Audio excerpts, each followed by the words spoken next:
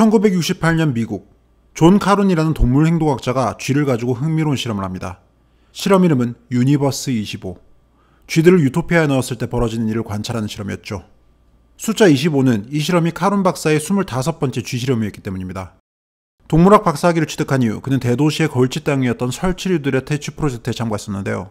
쥐들의 행동과 생활 방식에 대한 이해가 부족한 상태에서 이루어진 퇴치 활동은 번번이 실패했습니다. 이후 카룬 박사는 어떤 요인이 쥐들의 개체수 증감에 영향을 주는지를 연구하기 위해 실험을 시작했죠. 그렇게 24번의 실험이 이루어지고 이윽고 진행된 25번째 실험. 25번째 세계, 이 유니버스 25 실험은 여러모로 특이했습니다. 카룬 박사는 먼저 쥐들을 위한 유토피아 세계를 만들었습니다. 한 변이 101인치, 약 2.6m인 정사각형 구조의 공간. 이는 54인치, 약 1.4m 높이의 벽으로 둘러싸였죠. 카룬 박사는 이 안에 256개의 아파트방을 만들었고 쥐들이 각 아파트를 튜브를 통해 이동할 수 있도록 설계했습니다. 그리고 이 공간에는 쥐들이 원하는 모든 것들이 주어졌죠. 충분한 음식과 물, 완벽한 기후, 그리고 쥐 외에는 그들을 위협하는 그 어떤 포식자도 존재하지 않았습니다. 외부와 완벽히 단절된 쥐들만을 위한 유토피아. 카룬 박사는 여기에 쥐 4쌍, 총 8마리를 풀어놓습니다. 그리고 이들의 행동을 관찰합니다. 그 결과는 너무나 충격적이었습니다.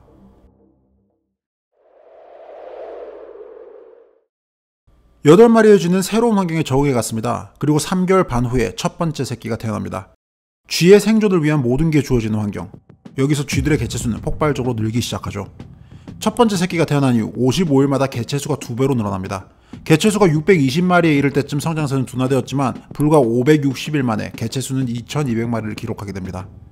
8마리에서 시작해 1년 반 만에 275배나 개체수를 불린 쥐들.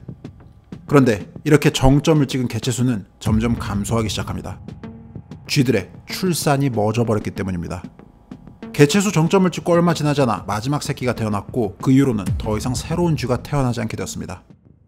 도대체 유니버스 25에서는 무슨 일이 있었던 걸까요? 쥐들의 개체수 밀도가 폭발적으로 증가하며 유니버스 25의 쥐들은 이상행동들을 하기 시작했습니다. 먼저 나고자 집단이 등장했는데요. 카룬 박사는 그들을 드롭아웃이라고 칭했습니다. 보통 쥐들의 사회에는 사회적 계층 구조가 있고 이에 따른 위계가 있는데요. 수컷들이 싸움을 통해 지배력을 행사하고 암컷들을 거느립니다. 일반적인 자연환경에서는 경쟁에서 도태된 쥐들은 다른 곳으로 이주를 했죠. 그런데 유니버스 25는 이런 쥐들이 새로운 시작을 할 수 있는 공간이 없었고 그래서 중앙에 이런 낙오자들만이 모이는 장소가 생깁니다. 이들의 온몸에는 항상 상처가 가득했고 이유 없이 서로를 물고 핥히곤 했습니다. 이런 이상현상은 암컷들에게도 발생했습니다. 싸움에서 승리한 알파쥐들은 경쟁자들로부터 자신이 거느리는 암컷들을 보호하기 위해 각 아파트의 암컷들을 배치시켰는데요. 다른 수컷들이 정기적으로 여기에 침입해왔고 암컷들은 지속적인 스트레스를 받게 됩니다. 그 결과 어미들은 새끼가 준비되기도 전에 둥지 밖으로 쫓아내거나 심지어는 새끼를 공격하기도 하고 방치해서 죽이기까지 합니다. 이런 방식으로 쥐들 사회에는 개체 간 유대관계가 끊기기 시작했고 비정상적인 사회적 상호작용들이 발생합니다. 쥐들 사이에서 이유 없는 공격적 행동들이 관찰됩니다. 식량은 충분한데도 서로를 잡아먹는 일까지 벌어지죠. 이상행동은 세대가 거듭되며 더욱 심해지는데요. 특히 둥지에서 일찍 쫓겨난 쥐들처럼 어릴 때 부적절한 환경에 노출된 쥐들은 성체가 되더라도 다른 쥐들과의 상호작용에 어려움을 겪습니다. 이상 암컷들의 경우 빈 아파트에 틀어박혀 스스로를 고립시켰습니다. 마치 은둔형 외톨이처럼요. 새끼를 보호하고 양육하는 데에는 관심이 없는 것처럼 보였죠. 한편 이상 수컷들의 경우 하루 종일 몸단장을 했는데요. 카룬 박사는 이들을 The Beautiful Ones, 아름다운 녀석들이라고 칭했습니다. 아름다운 녀석들은 몇 시간이고 자신의 몸을 다듬고 핥았습니다. 외모에 집착하는 모습이었는데 정작 암컷들에게 구애 활동을 하는 데는 관심을 보이지 않았죠. 흥미로운 점은 이런 이상 행동들이 마치 전염병처럼 주위에 퍼져나갔다는 겁니다. 카룬 박사는 이를 The Behavioral Sync라고 불렀는데요. 이상 행동을 하는 개체들이 점점 늘어나며 무리 전체가 마치 유행에 동참하듯 파괴 성향을 띠게 되는 겁니다.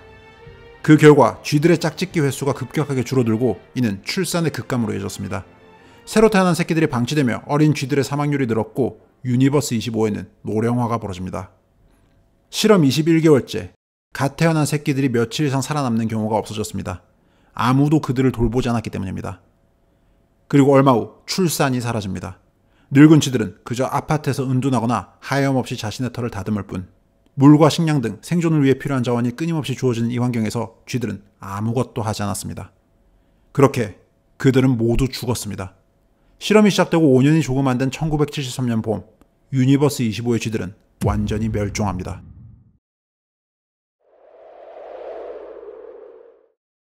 존 카론의 유니버스 25 실험, 여러분은 어떻게 생각하십니까? 유니버스 25의 실험 결과를 두고 여러 이견이 있습니다. 제한된 공간에 과도하게 밀집해서 생활할 경우 벌어지는 문제에 집중한 해석들이 많은데요. 갈등과 경쟁 심화로 인해 사회적 유대가 붕괴되고 자기애적 행동이 증가한다는 점, 그리고 이런 요소에 의해 출산과 양육이 줄어든다는 점을 들어 현대 사회를 비판하는 이들이 있습니다. 또 생존에 필요한 무한정의 자원이 분배되는 유토피아가 사실은 삶의 목적을 빼앗고 생존에 필요한 삶의 기술들을 사라지게 만드는 역설을 지적하는 사람들도 있죠. 한편 이 제한적인 쥐실험의 결과를 가지고 그런 확대 해석을 하는 건 문제가 있다는 사람들도 있습니다.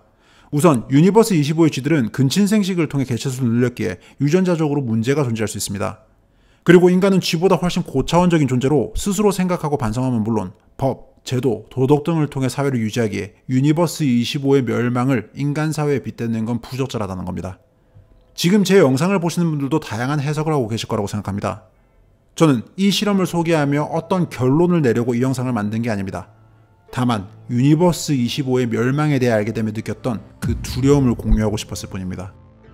어쩐지 대한민국 상황이 자꾸 생각나는 유니버스 25의 멸망, 그래서 느껴지는 두려움. 지금 대한민국은 전 세계에서 출산율 최하, 자살률 최고라는 아주 특이한 현상을 보이고 있습니다. 세계사적으로도 전례 없는 일입니다. 이 사회에 무언가 심각한 문제가 있다는 걸 알리는 적신호가 여기저기서 보입니다. 그런데 이 문제의 본질에 대한 논의는 이루어지지 않고 정치인들은 내내 돈 타령만 합니다. 돈을 뿌려서 문제를 해결하겠다는데 일시적으로 통계 변화를 만들 수는 있어도 문제의 원인이 해결될 것 같지는 않습니다. 유니버스 25의 쥐들이 음식과 물이 없어서 멸망한 건 아니었죠. 이대로 가다간 훗날 대한민국은 유니버스 25처럼 연구 사례가 될지도 모르겠습니다. 그게 정말 두렵습니다. 우원재였습니다.